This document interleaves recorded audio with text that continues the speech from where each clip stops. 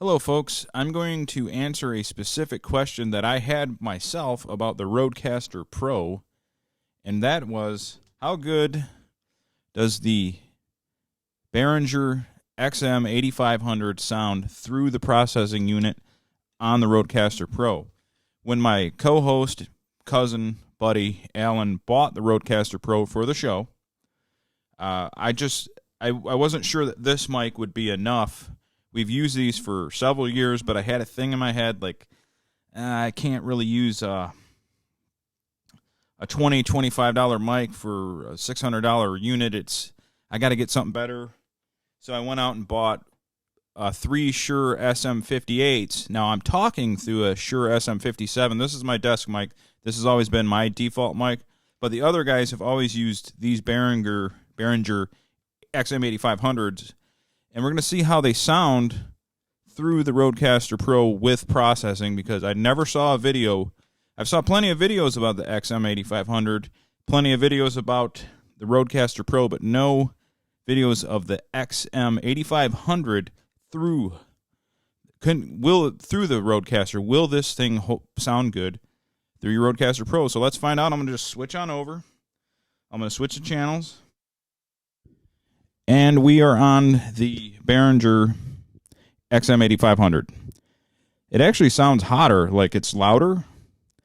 It doesn't have the richness of the Shure, I don't think, but it sounds good. It sounds really good, and it will be plenty if you're looking to if you have these, if you have 4 or 5 of these like I do, it'll get you by. But me, I just had to do the thing.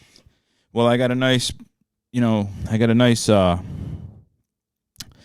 nice processing unit here on this RØDECaster Pro, so I was like, I'm going to get a Shure mic. So let's see how the Shure SM58 sounds. The XM8500 will get you by. You can hear it. It's crisp. It's clear. It sounds good. If this is all you got, don't be like me and buy 3 of these Shure SM58s, even though they are legendary microphones. You don't have to if you have this, just to start out. Really, they hold up, but okay, let's see how the SM58 sounds. Okay, now we're on the SM58. The SM58 sounds better than the SM57, in my opinion, through my monitor and the 8500.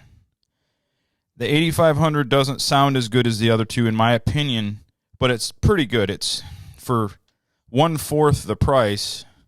This 8500 really is all you need, and we'll go back to it. We'll end the video with the 8500 through the RØDECaster Pro.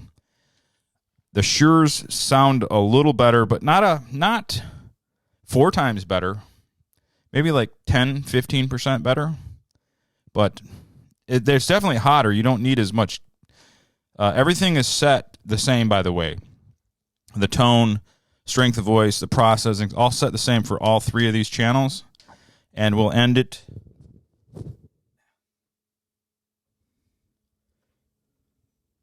with the 8500.